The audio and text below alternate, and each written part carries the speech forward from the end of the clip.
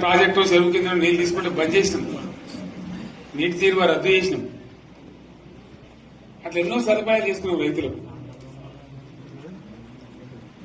బాగా జరుగుతుంది. అప్పుడప్పుడు ఏమవుతుంది, కొన్ని దుష్ట దినాలు వస్తాయి, చెడు గడియలు వస్తాయి. మనోళ్ళు కూడా అలవోకగా ఓట్లేసారు. మీరు గొప్పలో మీరు మాణిగ్రహం గెలిపించారు. కొన్ని నియోజకవర్గాలలో అత్యాశకు పోయి నేను చెప్పిన కూడా అప్పుడు మంది మాటలు పట్టుకొని మారమానం పోతే మళ్ళీ వరకు ఇల్లు కాలిపోతారు. వీళ్ళని నమ్మితే అమాంతం మింగుతారు, మోసపోతాం. రైతు బంధుకు రామరామ అంటారు, దళిత బంధుకు జైబీం అంటారు. వీళ్ళు ముంచుతారా ఆయన చెప్పిన ఆయన వాడు తులం బంగారం ఇంత నీకు నీకు బంగారం వడ్డానం పెడతాను కానీ ఆయన నమ్మి ఏమో మీ సంగతి ఎంతో చూద్దామని ఆయన వేశారు. వేసింది ఇరుకపోయారు, బాయిలో పడ్డారు, అయిపోయి ఉన్నాయి అన్ని మీకు. మళ్ళీ మొదటికి వచ్చానా కైలాసం ఆడలో పెద్ద పామింగినట్టు అయింది. మళ్ళీ అంతే కదా, ఆలోచన లేకుండా ఎటు పడితే అటు ఎవడో ఏదో చెప్తే నమ్మి ఓట్లేస్తే ఏమైంది అనేది ఒక మంచి గుణపాఠం ఇది తెలంగాణ. గ్యారంటీగా మంచిగా సంసారం జరుగుతుంది. జరి తువ్వకొచ్చినాం, రైతులు ఇంత ముఖం తెలివైతుంది, ఇంత బాకీలు కట్టుకుంటుండ్రి. ఎంతో మంది పాపం సిటీలు వేసుకుంటారు, ఏదో వేసుకుంటారు. రైతు బంధు పైసలు పడితే ఎంత సంతోషం ఉంటుంది. ఆయన మీద గంగలు కట్టింది. ఇప్పుడు వాడు ఇతడో ఏడో భగవంతుని కరెక్ట్ ఇచ్చినప్పుడు మోసం. ఏదో మళ్ళీ ఎలక్షన్ కోసం దానికోసం చేస్తారు తప్ప కడుపు నిండా ప్రేమ ఇచ్చేది ఇట్లే ఉంటుందా? సర్పంచ్ ఎలక్షన్ సార్ మనం ఉన్నప్పుడు కరోనా వచ్చింది. కరోనా వస్తే రైతు బంధు ఆపలేదు. కరోనా వచ్చి రాష్ట్రానికి రూపాయి ఆదాయం రాకపోయినా 4-5 మంచి స్కీములు తెచ్చి ఇవాళ కాపాడుకున్నాం. గౌరవంగా బతికింది రైతులు. బీమా వచ్చినండి. రైతు బీమా పెడితే ఎంతమందికి సాయం జరిగింది. గుంట భూమి ఉన్న కూడా మంచిగా సాయం జరిగింది. చిన్న రైతు కూడా సాయం జరిగింది. అట్లా అందరికి మనం గొర్రెల కాపలకు గొర్రెలు వేయడం కానీ, చేప పిల్లలు కానీ, అనేక రకాల అన్ని వర్గాల ప్రజలను ఎట్లా ఆదుకోవాలని అట్లా ఆదుకున్నాం. మా తెలంగాణ కదా మేము తెచ్చుకున్నాం కష్టపడి. మా వాళ్ళందరి పైకి రావాలి. కాంగ్రెస్ గవర్నర్ ముస్లింలో ఓట్లేసుకున్న తప్ప ముస్లింలకు మనం చేసిందా? ఇమాం మౌసాలకి మన జీతం ఇచ్చిందా? మనం వచ్చినాకనే ఫస్ట్ టైం వాళ్ళని గుర్తించి వాళ్ళని గౌరవించుకున్నాం. ముస్లిం మైనార్టీ పిల్లలకు, మన గిరిజన పిల్లలకు, మన ఎస్సీ పిల్లలకు, మన బీసీ పిల్లలకు ఎంత మంచి రెసిడెన్షియల్ స్కూల్ పెట్టుకున్నాం. అందరినీ కూడా ముందు తీసుకుపోవాలి. ఇవాళ మన కళ్ళ ముందని నాకు బాధ కలిగేది ఏంటంటే, చిన్న వర్గాల ప్రజలు కాన్వెంట్ స్కూళ్ళలో చదివించలేరు. వాళ్ళ పిల్లలు కూడా బాగా చదవాలని చెప్పి ఎస్సీలకు, బీసీ, మన మైనార్టీ సోదరులకు గురుకుల పాఠశాలలు పెట్టారు. అద్భుతమైన చదువు చదువుకునే వాళ్ళు. ఇవాళ మొత్తం రోజు బడి పిల్లలు విషాహారము, కడుపు నొచ్చుడు, బాధపడు, పురుగులు అన్నం పెట్టుడు. పిల్లలు వెళ్ళిపోతున్నారు ఆ స్కూళ్ళ నుంచి, ఇళ్ళకి వెళ్ళిపోతున్నారు.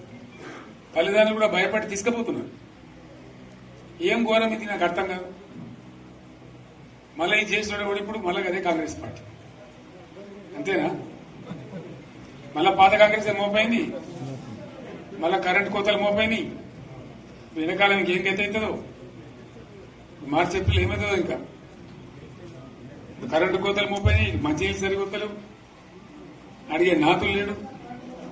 ఎవడన్నా గట్టిగా నిలదీసినట్టు వాడిని పోలీసు నిలబట్టేయడం. ఇదేనా రాజ్యం? ఇట్లా ఉండదా రాజ్యం? ఎందుకు వచ్చింది ఈ పరిస్థితి చెప్తా. నాకు తెలిసి నాకేం గుర్తులేదు.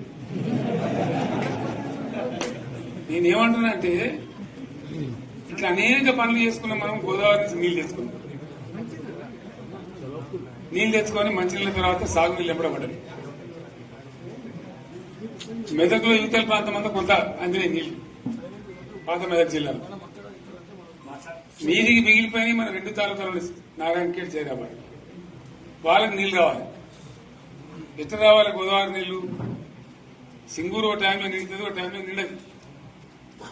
మరి నిండినప్పుడు ఎట్లా గోదావరి నీళ్ళే దిక్కు. సింగూరు నుంచి లిఫ్ట్ చేసి సంగమేశ్వర బసవేశ్వర అని 2 లిఫ్ట్లు పెట్టుకున్నాం. 2 తాలూకాలకు రెండింటికి కూడా లక్ష ఎకరాల పైచీలకు వచ్చేట్టు ఎకరాల నీళ్ళ స్టెట్ పెట్టుకున్నాం. మళ్ళీ మన నుంచే కావాలి, మళ్ళీ ఇది లైన్లోకి రావాలి. అందరు మంచిగా ఉండాలి. ఎందుకంటే మనకు మన పార్టీకి కులం లేదు, మతం లేదు, జాతి లేదు. తెలంగాణలో ఉన్న ప్రతి బిడ్డ మనోడే. వాళ్ళు ఏ మతం ఉన్నారు, ఏ కులం ఉన్నారు మనకు అవసరం లేదు. ఈ తెలంగాణ బార్డర్ గీత లోపలిన బిడ్డలు అందరు మనోళ్ళే, అందరు బాగుపడాల్సిందే. ప్రతి ఒక్కరికి న్యాయం జరగాల్సిందే. ఆ న్యాయం జరిగి ఆ ఫలితాలు తెలంగాణకు వచ్చేదాకా ఇంకెవ్వడు కొట్లాడాడు, ఎవరితో కాదు. అది అబద్దాల పంచాంగం. మళ్ళా మనమే కొట్లాడాలి. అంతేనా? పక్క మాట అనేది కొట్లాడదాం కదా.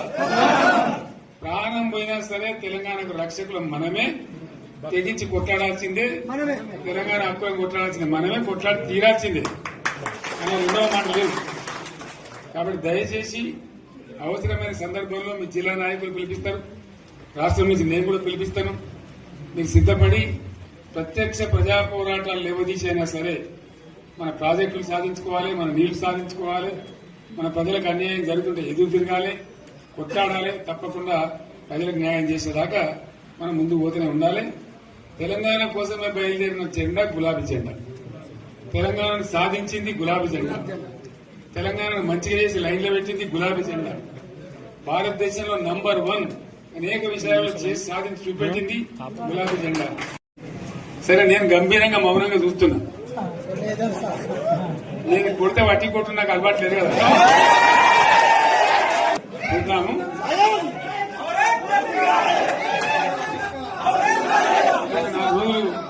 కానీ అన్నట్టుగా నేను చూస్తా ఉన్నా. కానీ మన వాళ్ళందరూ కూడా ప్రతిపాదిస్తున్న ఏంటంటే, 1 సంవత్సరం జరిగిపోయింది. సంగమేశ్వర ఆన్నే పన్నది, బసవేశ్వర ఆన్నే పన్నది, పాలమూరు ఉత్పత్తుల పథకం ఆన్నే పన్నది, కాళేశ్వరం అట్లే ఎండబెడుతున్నారు. ఇవన్నీ అన్యాయాలని. కాబట్టి ఫిబ్రవరి నెలాఖరులో ఒక పెద్ద బహిరంగ సభ పెట్టాలి, ఇలా కథ చూడాలి అని జరుగుతూ ఉంది. కాబట్టి మీరు కూడా పెద్ద ఎత్తున దయచేసి ఆ సభకు కదిలి రావాలి. కథ దూరమే ఉండదు. ఆ రకంగా తెలంగాణ శక్తి ఏందో మరొకసారి చూపించి వీళ్ళ మెడలు వంచి ఇప్పుడు సాధించాలి. భవిష్యత్ కోసం కూడా కొట్టాడకు మనం సిద్ధంగా ఉండాలని తెలియజేసుకుంటూ, పరమేశ్వర్ గారికి అంతటి లోకమంతరం ఇది. ₹1 కోట్ల భూమి ఇప్పుడు 50 లక్షల కట్టుకోలేదు.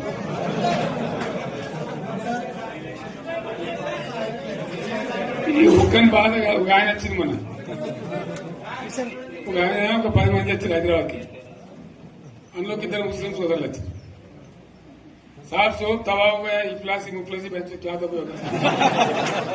तुम्हारा क्या हुआ बहन, तुम्हारा क्या हुआ? तुम हैदराबाद में तुम लोग हैं. मेरा कारोबार है साहब, मेरा छोटा मोटा कारोबार है, होटल भी है. 70% गिरा गिर गया. हर कोई पूछ रहे, हर कोई केसीआर को याद कर रहा है सामान. వాళ్ళు మాట్లాడుతున్నారు. ఎక్కడ ప్రతి ఒక్కరు భూముల ధరలు పోయినాయి, మందు పోయినాయి, మసాలా అన్ని పోయినాయి. ఎంత మంచిగా 4 ఎకరాల రైతు నేను 4 కోట్ల ఆసాగా అనుకుంటుండే. అంత ధీమా ఉంది. ఎంత బాగుంటే హైదరాబాద్ నుంచి అడిగితే కూడా వచ్చి మనం ఇయ్యకపోదాం భూములు, డిమాండ్ పెరగానే. అంత బ్రహ్మాండంగా మారుమూల ప్రాంతంలో కూడా 40 లక్షలు 50 లక్షలు ఎకరానికి ఉండే. అటువంటిది సగానికి సగం పడిపోయి మొత్తం నాశనం చేశారు. వీళ్ళు ఇట్లే వదిలిపెడితే ఇంకింత నాశనం అవుతుంది. కాబట్టి మనం కొట్లాడాల్సిందే. నేను ఇంకొక మాట మీకు చెప్తా. ఎలక్షన్లలో నేను మస్తుగా చూసిన 50 ఏళ్లలో పార్టీలకు వెళ్తే ఓడితే ఇంత మాయలు మీ ఏడాది లోపలనే కాంగ్రెస్ పార్టీ దొరికితే కొడతామని అంత గొప్ప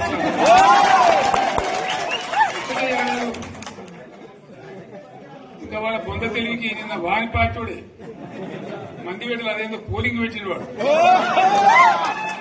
చూసినా మీరు?